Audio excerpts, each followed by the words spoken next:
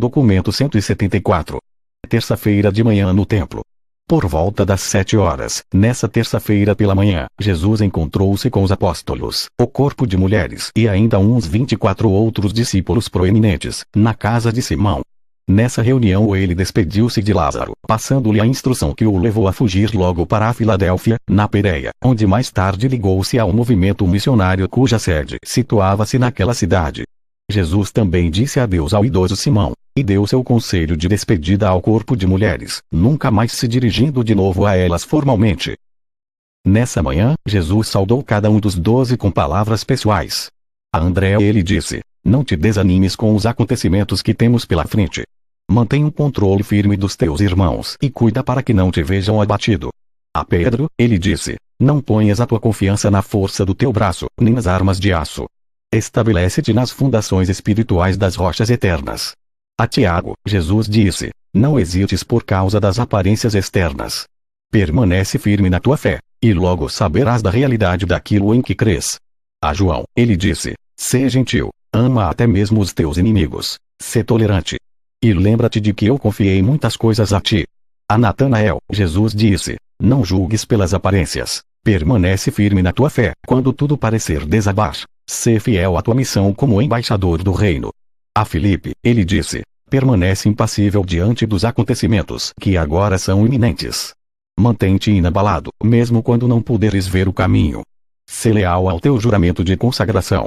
A Mateus, ele disse: não te esqueças da misericórdia que te recebeu no reino. Que nenhum homem te trapaceie quanto à tua recompensa eterna. Do mesmo modo que resististe às inclinações da natureza mortal, esteja disposto a ser imperturbável. A Tomé, ele disse: não importa quão difícil possa ser, agora deverás caminhar pela fé e não apenas pelo que os teus olhos verem. Não duvides de que sou capaz de terminar a obra que iniciei, nem de que finalmente ainda verei todos os meus fiéis embaixadores, no futuro do reino. Para os gêmeos Alfeus, ele disse: não vos deixeis subjugar pelas coisas que não podeis compreender. Sede fiéis ao afeto dos vossos corações e não depositeis a vossa confiança nos grandes homens, nem na atitude inconstante do povo. Permaneceis junto aos vossos irmãos. A Simão Zelote, ele disse: Simão, tu podes estar despedaçado pelo desapontamento, mas o teu espírito eleva-se acima de tudo o que suceder. O que não conseguiste aprender de mim, o meu espírito te ensinará. Busca as realidades verdadeiras do espírito e cessa de atrair-te para as sombras do irreal e do material. E, para Judas Iscariotes, ele disse: Judas, eu tenho te amado e tenho orado para que ames os teus irmãos. Não te canses de fazer o bem, e eu gostaria de prevenir-te para que tomes cuidado com os trajetos escorregados da adulação e com os dardos envenenados do medo de ser ridicularizado.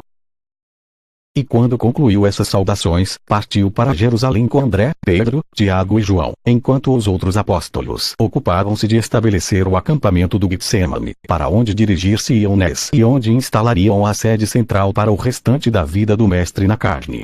Na metade da descida do Monte das Oliveiras, Jesus parou e conversou por mais de 1 hora com os 4 apóstolos. O perdão divino. Pedro e Tiago haviam se empenhado, durante vários dias, em discutir as suas diferenças de opinião sobre os ensinamentos do Mestre a respeito do perdão do pecado. Ambos concordaram em expor a questão a Jesus, e Pedro aproveitou essa ocasião como uma oportunidade apropriada para obter o conselho do Mestre. Assim, Simão Pedro interrompeu a conversa sobre as diferenças entre a louvação e a adoração, perguntando: Mestre, Tiago e eu não temos a mesma ideia a respeito dos teus ensinamentos sobre o perdão do pecado. Conforme Tiago, tu ensinas que o Pai nos perdoa mesmo antes de lhe pedirmos, e eu sustento que o arrependimento e a confissão devem preceder o perdão. Qual de nós está certo? O que dizes? Depois de um breve silêncio, Jesus olhou de modo significativo para todos os 4 e respondeu: Meus irmãos, vos equivocais nas vossas opiniões, porque não compreendeis a natureza das relações íntimas e amorosas entre a criatura e o Criador, entre homem e Deus. Não captastes a simpática compaixão que o sábio pai nutre pelo seu filho imaturo e, mesmo, algumas vezes equivocado. De fato, é questionável que pais inteligentes e afetuosos sejam algum dia chamados a perdoar a um filho normal comum. As relações de entendimento ligadas às atitudes de amor impedem eficazmente todos os distanciamentos que mais tarde requerem um reajuste pelo arrependimento da parte do filho, para ter o perdão do pai. Uma parte de todo pai vive no filho. O pai desfruta de prioridade e superioridade na compreensão, em todas as questões ligadas à relação filho-pai. O pai é capaz de perceber a imaturidade do filho à luz da maturidade paterna mais elevada, da experiência amadurecida de companheiro com mais idade. No caso do filho terreno e do pai celeste, o pai divino possui a compaixão de um modo infinito e divino, bem como capacidade de entendimento por meio do amor. O perdão divino é inevitável, inerente e inalienável à compreensão infinita de Deus, no seu conhecimento perfeito de tudo que concerne ao julgamento equivocado e à escolha errônea do filho. A justiça divina é tão eternamente equânime, que infalivelmente vem junto com a misericórdia da compreensão. Quando um homem sábio compreende os impulsos interiores dos semelhantes, ele há de amá-los. E quando amais o vosso irmão, já o perdoastes. Essa capacidade de compreender a natureza do homem e de perdoar seus erros aparentes é divina. Sendo pais sábios, desse modo, ireis amar e compreender vossos filhos, e até perdoá-los, quando um desentendimento transitório aparentemente vos houver separado. O filho, por ser imaturo e por faltar-lhe um entendimento mais pleno, da profundidade da relação filho-pai, frequentemente é possuído por um sentimento de culpa pelo seu distanciamento da aprovação completa do pai, mas o pai verdadeiro não toma consciência de tal separação. O pecado é uma experiência da consciência da criatura, não é parte da consciência de Deus. A vossa incapacidade ou falta de disposição de perdoar os vossos semelhantes é a medida da vossa imaturidade, do vosso insucesso em alcançar a compaixão amadurecida, a compreensão e o amor. Vós, mantendes rancores e nutris ideias de vingança na proporção direta da vossa ignorância sobre a natureza interior e as verdadeiras aspirações dos vossos filhos e vossos semelhantes. O amor é uma realização do impulso divino interno da vida. Ele baseia-se na compreensão, nutre-se do serviço não egoísta e aperfeiçoa-se na sabedoria. Perguntas dos dirigentes judeus. Na segunda-feira à noitinha foi realizado um conselho do Sinédrio com uns 50 outros líderes selecionados entre escribas, fariseus e saduceus. Essa assembleia chegou ao consenso geral de que seria perigoso prender Jesus em público, por causa da sua influência sobre os sentimentos do povo comum. E também a opinião da maioria foi a de que um certo esforço deveria ser feito a fim de desacreditá-lo aos olhos da multidão, antes que fosse preso e trazido a julgamento. E, assim, vários grupos de homens eruditos foram designados para estarem disponíveis na manhã seguinte, no templo, a fim de preparar armadilhas para ele, com perguntas difíceis, e buscarem embaraçá-lo de outros modos perante o povo. Finalmente, fariseus, saduceus e mesmo herodianos estavam todos unidos nesse esforço para desacreditar Jesus aos olhos das multidões da Páscoa. Na terça-feira pela manhã, quando Jesus chegou à praça do templo e começou a ensinar, mal havia dito umas poucas palavras quando um grupo de estudantes mais jovens, das academias, o qual havia sido ensaiado com esse propósito, adiantou-se, e o seu porta-voz dirigiu-se a Jesus. Mestre, sabemos que és um instrutor íntegro, como sabemos que tu proclamas os caminhos da verdade, e que serves apenas a Deus, que não temes a nenhum homem e não tens preferência por nenhuma pessoa. Somos apenas estudantes e gostaríamos de saber a verdade sobre uma questão que nos perturba. A nossa dificuldade é esta: é lícito que devamos pagar o tributo a César? Devemos pagar ou não devemos pagar? Jesus, percebendo a hipocrisia e a artimanha deles, lhes disse: por que vindes assim para tentar-me? Mostrai-me o dinheiro do tributo e eu vos responderei. E quando eles lhe entregaram um denário, ele examinou e disse: esta moeda traz a imagem e a subscrição de quem? E, então, lhe responderam: de César. E Jesus disse: dai a César as coisas que são de César, e dai a Deus as coisas que são de Deus.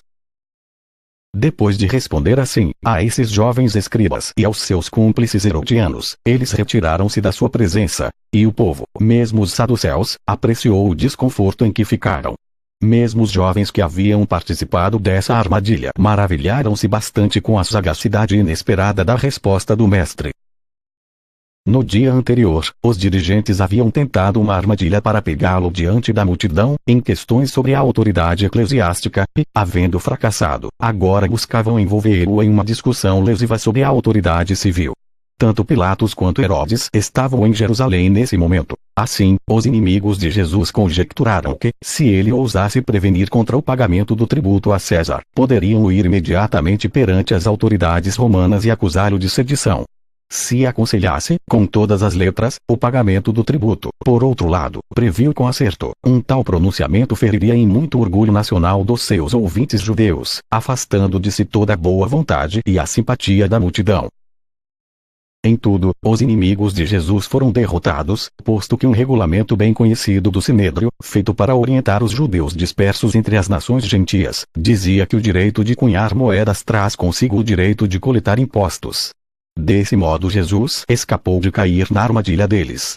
Se tivesse respondido não à pergunta deles teria sido equivalente a incitar a rebelião. Se tivesse respondido sim, teria chocado o arraigado sentimento nacionalista daquela época.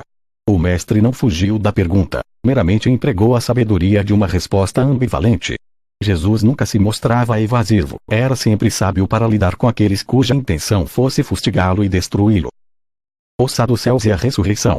Antes que Jesus pudesse começar o seu ensinamento, outro grupo se adiantou para fazer perguntas. Desta vez eram os eruditos e astutos saduceus. O porta-voz deles, aproximando-se de Jesus, disse: Mestre, Moisés disse que se um homem casado morresse, sem deixar filhos, o seu irmão deveria ficar com a viúva, engendrando assim uma descendência para o irmão morto. Pois bem, agora aconteceu um caso em que um certo homem que tinha 6 irmãos morreu sem deixar filhos. O seu segundo irmão ficou com a sua esposa, mas logo também morreu, não deixando filhos. Do mesmo modo, o irmão seguinte tomou a mulher, mas também morreu, não deixando prole. E assim foi, até que todos os 6 irmãos haviam ficado com a mulher, e todos os 6 morreram sem deixar filhos. E então, depois de todos eles, a própria mulher morreu. Agora, o que gostaríamos de perguntar é o seguinte: na ressurreição ela será esposa de quem, já que todos os 7 irmãos a tiveram? Jesus sabia, e também o povo, que esses saduceus não estavam sendo sinceros ao fazer essa pergunta, porque não era provável que um tal caso realmente ocorresse. Além do que, essa prática dos irmãos de um homem morto, na busca de dar-lhe filhos, era praticamente uma letra morta entre os judeus. Jesus, entretanto, condescendeu em responder à pergunta maliciosa deles. Ele disse: Todos vós vos enganais ao fazer tal pergunta, porque não conheceis nem as Escrituras, nem o poder vivo de Deus. Sabeis que os filhos deste mundo podem casar e ser dados em matrimônio, mas não pareceis compreender que aqueles que são considerados dignos de alcançar os mundos que estão por vir, depois de passarem pela ressurreição dos justos, nem se casam nem são dados em matrimônio. Aqueles que experimentam a ressurreição dos mortos são mais como os anjos do céu, e nunca morrem. Esses ressuscitados são eternamente filhos de Deus. Eles são filhos da luz, ressuscitados, para progredirem na vida eterna. E, até mesmo o vosso pai Moisés compreendeu isso, pois, em relação às suas experiências com o ramo em chamas, ele ouviu o pai dizer: Eu sou o Deus de Abraão, o Deus de Isaac, e o Deus de Jacó. E assim, junto com Moisés, eu declaro que o meu pai não é o Deus dos mortos, mas dos vivos. Nele todos vós, viveis, reproduzis e possuis a vossa existência mortal. Quando Jesus acabou de responder a essas questões, os saduceus retiraram-se e alguns dos fariseus tanto esqueceram de si que exclamaram: é verdade, mestre, respondeste bem a esses saduceus descrentes. Os saduceus não ousaram fazer-lhe mais perguntas, e a gente comum ficou maravilhada com a sabedoria do ensinamento de Jesus. No seu encontro com os saduceus, Jesus apenas recorreu a Moisés, porque essa seita político-religiosa só reconhecia a validade de 5 dos chamados livros de Moisés. Eles não aceitavam que os ensinamentos dos profetas fossem admissíveis como base dos dogmas da doutrina. O mestre, na sua resposta, embora afirmasse positivamente o fato da sobrevivência das criaturas mortais, por meio da técnica da ressurreição, não aprovou, em nenhum sentido, as crenças farisaicas na ressurreição literal do corpo humano. O ponto que Jesus desejou enfatizar foi o de o Pai haver dito: Eu sou o Deus de Abraão, de Isaac e de Jacó, e não eu fui o Deus deles. Os saduceus haviam pensado em sujeitar Jesus à influência desmoralizante do ridículo, sabendo muito bem que a perseguição em público, sem dúvida, acarretaria mais simpatia para ele, nas mentes da multidão. O grande mandamento. Outro grupo de saduceus havia sido instruído a fazer perguntas embaraçosas a Jesus, sobre os anjos, mas, quando viram a sorte dos camaradas que haviam tentado jogá-lo na armadilha, com as perguntas a respeito da ressurreição, decidiram sabiamente ficar em paz e retiraram-se sem nada perguntar. O plano pré-concebido dos fariseus, escribas, saduceus e herodianos, em aliança, consistia em preencher o dia inteiro com esse tipo de perguntas, esperando, com elas, desacreditar Jesus perante o povo e, ao mesmo tempo, impedir efetivamente que ele tivesse tempo para a proclamação dos seus ensinamentos perturbadores. Então os grupos de fariseus adiantaram-se para fazer as tais perguntas embaraçosas e o porta-voz deles, sinalizando para Jesus, disse: Mestre, eu sou um jurista, e gostaria de perguntar-te qual é o mandamento mais importante, na tua opinião. Jesus respondeu: Não há senão um mandamento, que é o maior de todos. E este mandamento é: Ouve, ó Israel, o Senhor, nosso Deus, o Senhor é um. E tu amarás o Senhor, teu Deus, de todo o teu coração e com toda a tua alma, toda a tua mente e toda a tua força. Esse é o primeiro e o grande mandamento. E o segundo mandamento é como o primeiro, na verdade, brota diretamente dele, e é: Tu amarás ao teu próximo como a ti mesmo. Não há nenhum outro mandamento maior do que esses. Sobre esses dois mandamentos se apoiam toda a lei e os profetas. Quando o jurista percebeu que Jesus havia respondido, não apenas de acordo com o mais elevado conceito da religião judaica, mas também com sabedoria à vista da multidão reunida, ele julgou que, como prova de coragem, valia mais que ele louvasse abertamente a resposta do mestre. E então ele disse: Na verdade, mestre, tu disseste bem que Deus é um, e que não há nenhum além dele. E que amar a Deus no fundo do coração, com todo o entendimento e força, e também amar o semelhante, como a si próprio, é o primeiro grande mandamento. E nós concordamos que esse grande mandamento é muito mais importante do que todo o holocausto e sacrifício. Quando o jurista respondeu assim prudentemente, Jesus, olhando de cima, disse: Meu amigo, percebo que não estás longe do reino de Deus. Jesus dissera a verdade ao afirmar a esse jurista: Não estás muito longe do reino, pois, naquela mesma noite, indo ao acampamento do mestre, perto do Getsemane, ele professou a sua fé no evangelho do reino e foi batizado por Josias, um dos discípulos de Abner.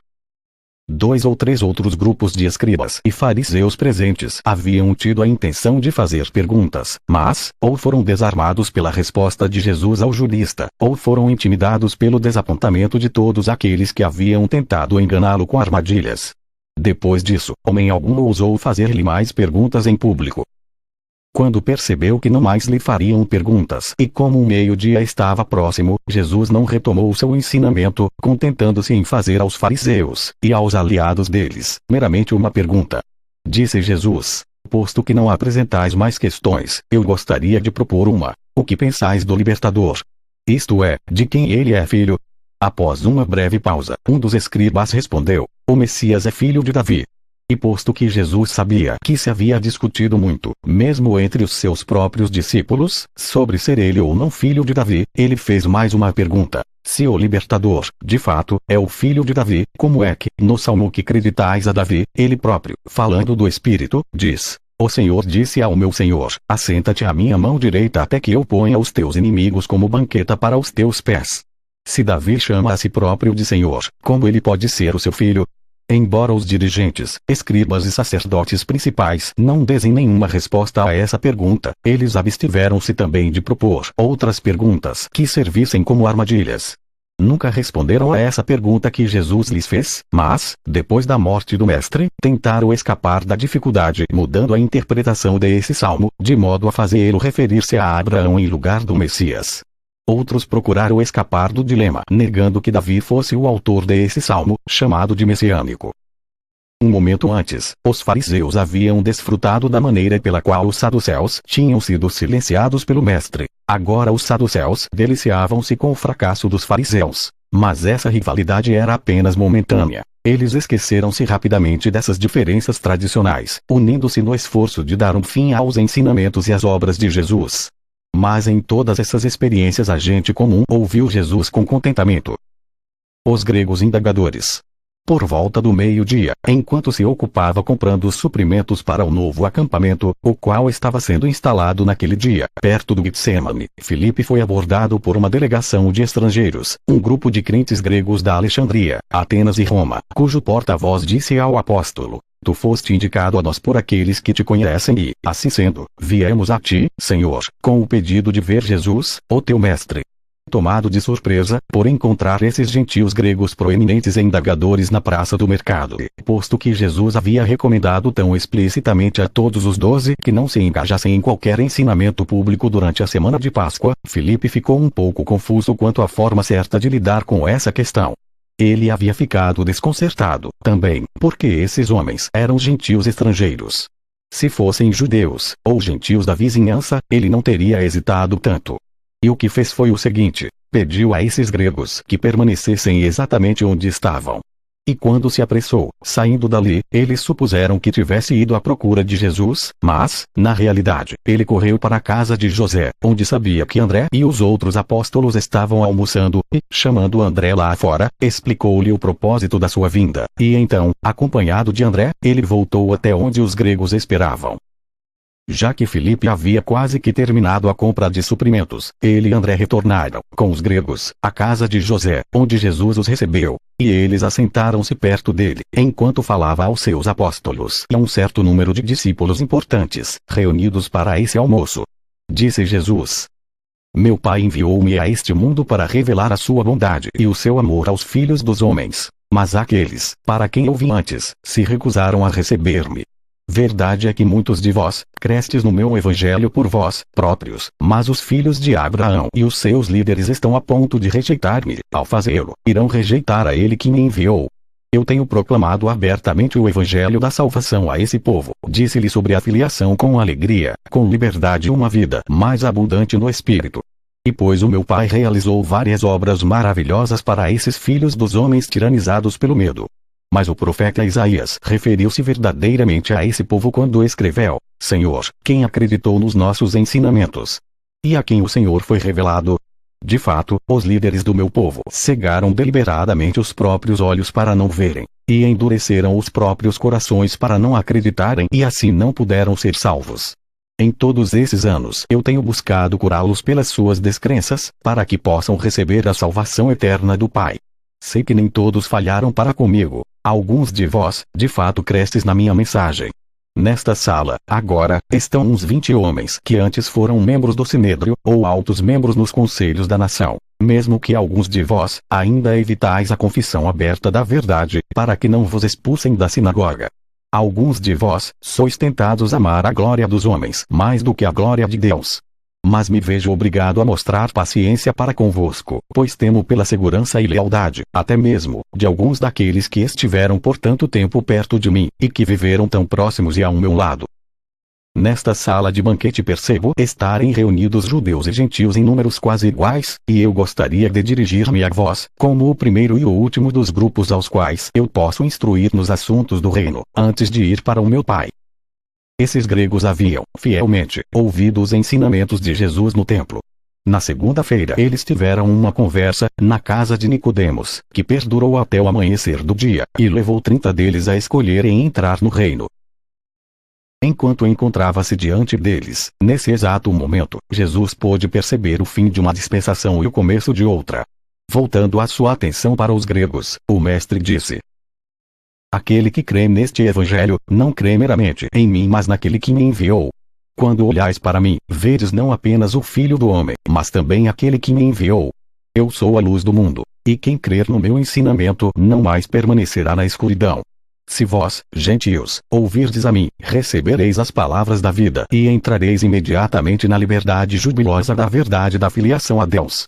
Se os meus semelhantes e compatriotas judeus escolherem rejeitar-me e recusar os meus ensinamentos, eu não os julgarei, pois não vim para julgar o mundo, mas para oferecer-lhe a salvação.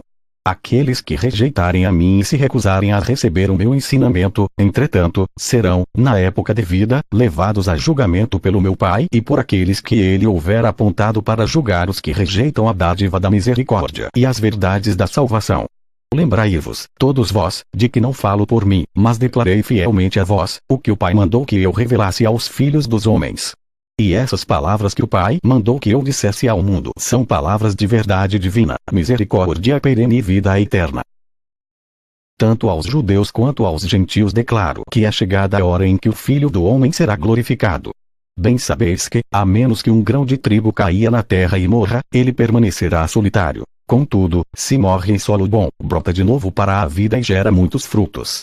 Aquele que ama egoisticamente sua própria vida corre o perigo de perdê-la, mas aquele que está disposto a dar a própria vida por minha causa e pela causa dessa nova palavra de Deus, desfrutará de uma existência mais abundante na terra e, no céu, da vida eterna.